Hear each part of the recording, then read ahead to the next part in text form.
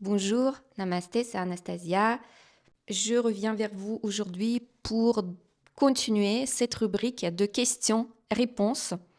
J'ai proposé à mes élèves et aux personnes qui me suivent sur Instagram de me proposer quelques questions sur lesquelles elles souhaitent que j'apporte ma réponse. Et aujourd'hui, je vais vous répondre à la question qu'une de mes élèves m'a posée.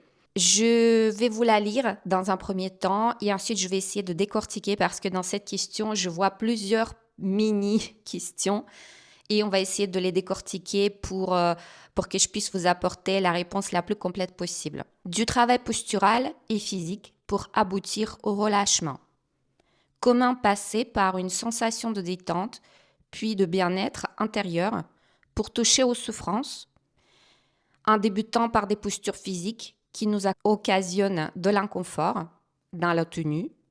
Comment l'oublier pour côtoyer le bien-être? Et ensuite, quand j'ai demandé à cette personne de me reclarifier un tout petit peu sa question, elle m'a renvoyé une nouvelle version, une version un tout petit peu différente.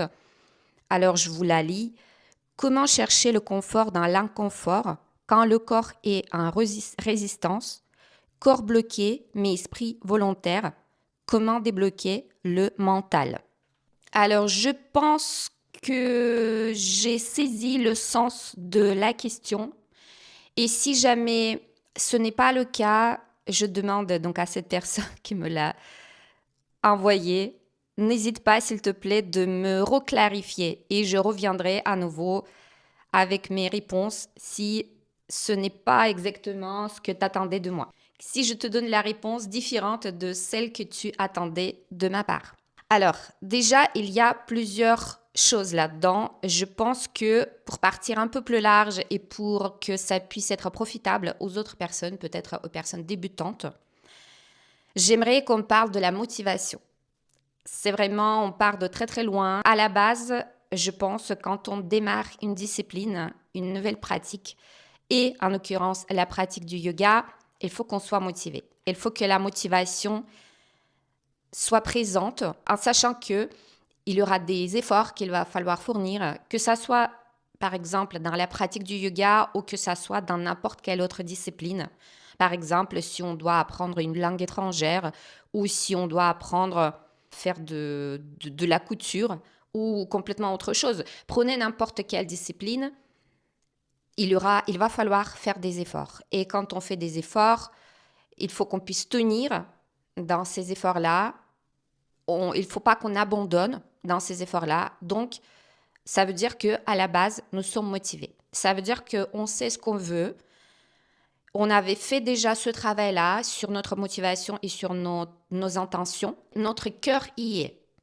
C'est-à-dire qu'il n'y a pas de résistance entre mes envies, entre ce que mon cœur me demande de faire, entre également nos programmes mentaux. Il n'y a pas de résistance à ce niveau-là non plus. Et on est complètement en accord dans ce qu'on fait avec nos intentions. S'il y a des résistances, si par exemple on pense d'avoir envie de faire telle ou telle chose, de progresser dans telle ou telle discipline, mais par exemple nous avons des programmes au niveau de notre mental qui nous empêchent, comme par exemple des croyances limitantes. On va se dire « Ah non, je suis trop vieille pour ça », par exemple.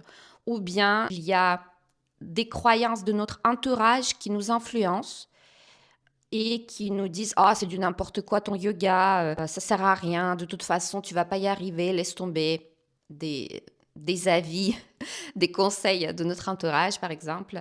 Et on commence à cogiter, on commence à se dire « Ah oui, effectivement, là, c'est pas pour moi. » Et donc, à un moment donné, forcément, ça crée des blocages. J'insiste sur un entourage bienveillant. Il est vraiment très, très important dans nos débuts, mais également plus tard, d'être entouré par des personnes qui croient en nous, ou au moins, si par exemple, notre mari ou notre compagnon, il n'est pas dans le yoga, il n'est pas dans ces trucs spirituels, il est très éloigné de ça, par exemple, mais qu'il ne nous gêne pas, c'est-à-dire qu'il respecte notre choix Il nous dit, voilà, donc ma chérie, je comprends que tu as besoin de faire du yoga, par exemple, une fois par semaine, d'aller à tes cours de yoga et encore deux, trois fois par semaine, de prendre une demi-heure par-ci, par-là ou une heure, de t'enfermer dans une pièce et je te dérange pas. Je sais que c'est important pour toi et je le respecte. Et je ne veux pas faire du bruit, je ne veux pas me moquer de toi, je ne vais pas dire ça aux autres personnes, par exemple aux voisins et me moquer de toi.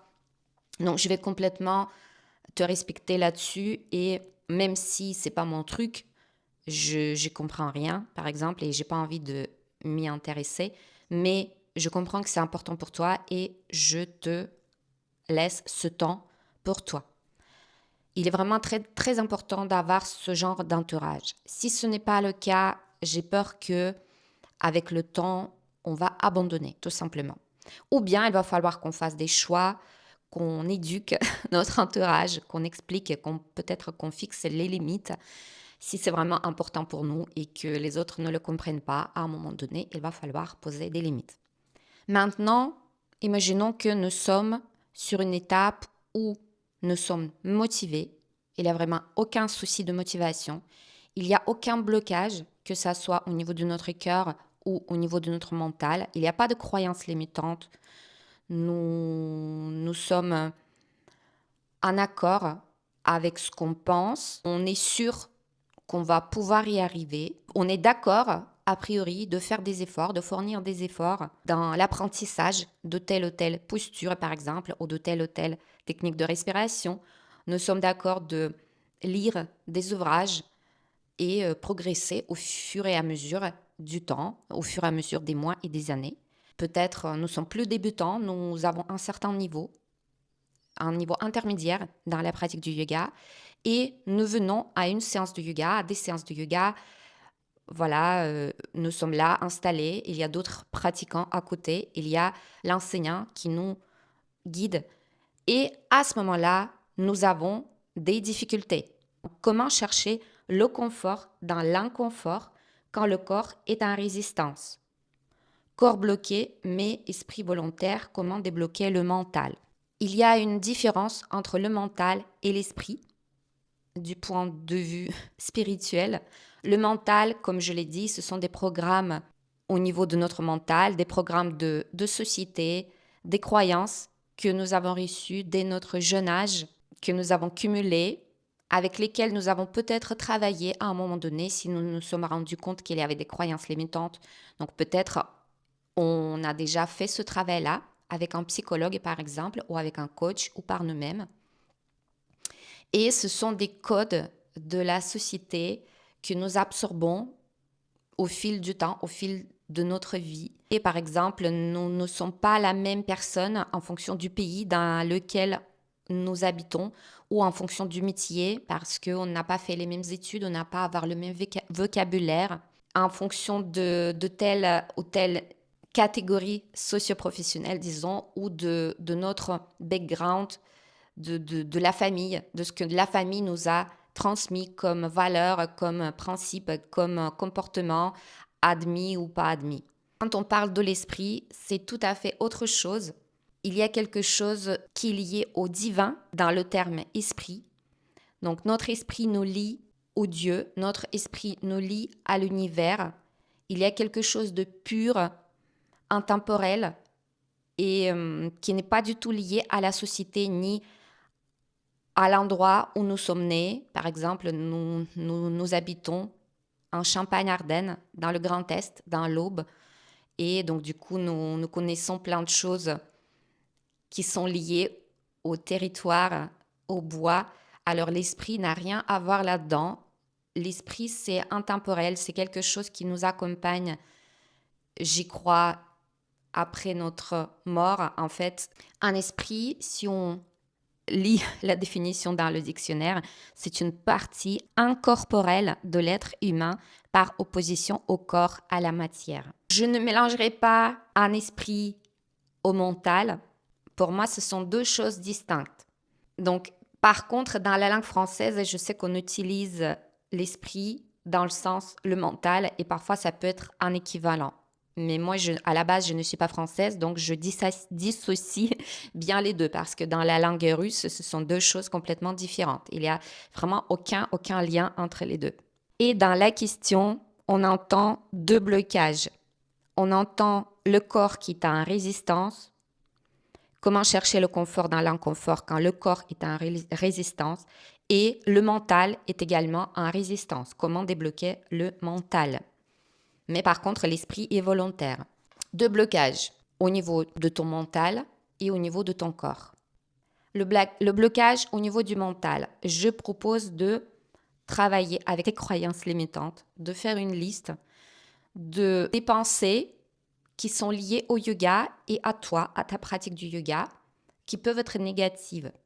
À partir de tel âge, je ne peux plus progresser dans la pratique du yoga. Donc là, c'est une croyance limitante. Ou par exemple, je n'arriverai jamais à faire cette posture. Donc là, c'est une croyance limitante. Ou bien, je ne pense pas être capable de calmer mon flux psychomental parce que je ne l'ai jamais fait. Je ne sais pas ce que ça veut dire pour avoir ce résultat-là. Donc, je ne l'ai jamais expérimenté et je pense que j'en serais incapable. Ce sont des exemples. Donc, liste tes croyances limitantes et essaye de prendre une par une pour voir est-ce que c'est vraiment la vérité ou est-ce que ce sont tes propres croyances qui ne sont pas du tout objectives et donc ça vient juste de tes limites que tu t'es fixé toi-même. Comment débloquer le corps? Donc le corps est en résistance. Je pense que en partie je peux le comprendre. Par exemple, si on a telle ou telle douleur ou si on a telle ou telle maladie, ou par exemple, on a besoin d'aller voir un ostéopathe ou un kiné pour débloquer telle ou telle partie du corps. Donc ça, je peux comprendre. Et dans ce cas-là, il va falloir prendre la décision d'aller voir un médecin, d'aller voir un professionnel pour débloquer telle ou telle situation ou aller faire des rendez-vous réguliers chez un kiné ou chez un ostéopathe. Mais par contre, si on parle d'un autre blocage, si on a pas mal et si nous sommes déjà à l'intérieur de la posture, mais il y a un certain blocage qui est présent au niveau corporel, je pense que on peut y remédier en suivant les conseils de la pratique du yoga, comme respirer d'une certaine manière. On pratique la respiration Ujjayi la plupart du temps quand on fait des postures et ensuite, bien sûr, on fait d'autres techniques de respiration. Mais par exemple, en respirant Ujjayi, en orientant notre centre d'attention sur telle ou telle partie du corps qui est bloquée et en essayant de la dissoudre, comme si, on peut imaginer par exemple, comme si c'était de la pâte à modeler qui est dure et qu'on essaye de ramollir en respirant à l'intérieur de ça, donc en envoyant notre respiration. On peut également faire une technique, par exemple, en imaginant une couleur qu'on envoie vers la hanche, par exemple, qui est bloquée. Et au fur et à mesure, on va pouvoir détendre un tout petit peu cette partie. Ce qui est important de dire ici, c'est qu'il y a plusieurs niveaux dans des postures. Il ne faut pas aller trop vite, trop loin. Il vaut mieux accepter sa progression, de ne pas se comparer aux autres. Ce qui est difficile de faire, bien entendu, dans un cours quand il y a plusieurs pratiquants. Quand ce sont des séances individuelles, c'est beaucoup plus simple, je pense, d'accepter sa progression. L'enseignant de yoga vous conseille personnellement avec une certaine progression plus ou moins rapide en fonction de votre corps, en fonction de votre niveau de préparation. Mais quand nous sommes dans un groupe, forcément, il y a parfois des gens qui progressent plus vite que nous et parfois ça peut nous gêner. J'entends dans cette question aussi cette incompréhension du fait que il y en a un qui peut progresser plus rapidement que l'autre. Et moi, par exemple, je n'arrive pas à progresser comme l'autre à la même vitesse, d'où j'en déduis que mon corps est bloqué. Les corps sont très différents. Il n'y a pas deux corps exactement les mêmes. Même les jumeaux vont être différents. Et c'est tout à fait normal que les uns progressent plus vite que les autres dans telle ou telle posture. Ça ne veut rien dire sur la progression vraiment au sens large dans le yoga, parce que dans le yoga, il n'y a pas uniquement le corps. Et notre ego, parfois, peut être en opposition et peut se manifester et de dire bah tiens, un tel, il arrive et moi, j'arrive pas.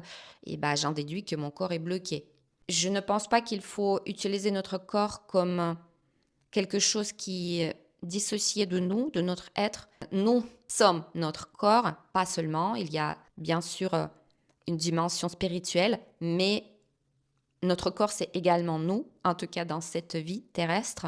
Moi, je pense qu'il est vraiment très important d'écouter son corps, de connaître ses limites, de connaître ses blocages. Et si on sait qu'on ne peut pas aller plus loin que ça, il faut qu'on accepte les limites de notre corps, il faut qu'on aime notre corps et on va progresser, faire le yoga, la pratique posturale dans le respect et dans l'amour envers notre corps. Et j'aimerais terminer cette vidéo par la citation de Patanjali, Sthira Sukram Asanam. Cette phrase peut être traduite en français comme « La posture de yoga est à la fois ferme et confortable ». À chaque fois, je dis à mes élèves, cherchez le juste milieu dans des postures.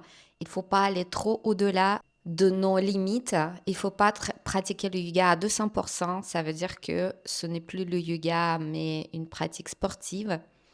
Mais en même temps, il faut se challenger suffisamment pour que vous puissiez vivre une progression.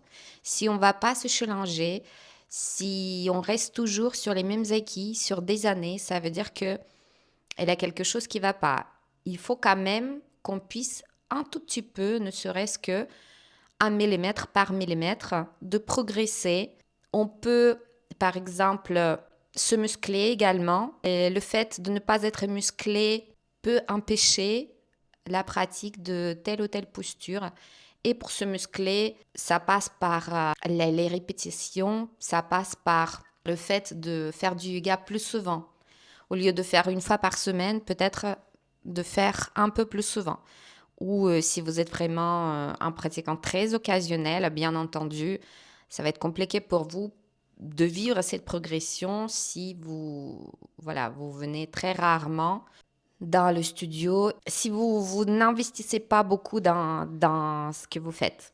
Et juste pour terminer, à la fin, ce que je peux conseiller aussi, c'est de faire une petite méditation, de fermer les yeux, de se connecter à soi et de se poser cette question une fois que le mental soit calmé, les flux psychomentaux soient calmés, de se poser cette question à l'intérieur de soi et peut-être il y aura une réponse qui va venir, peut-être une réponse corporelle, une réponse qui va vous évoquer un sentiment, une sensation de quelque chose, un souvenir du passé et qui peut vous donner des pistes de tel ou tel blocage que vous pouvez vivre. Sur ceci, je vais terminer cette vidéo. Je vous souhaite une très bonne journée. Portez-vous bien. Namasté et ciao ciao.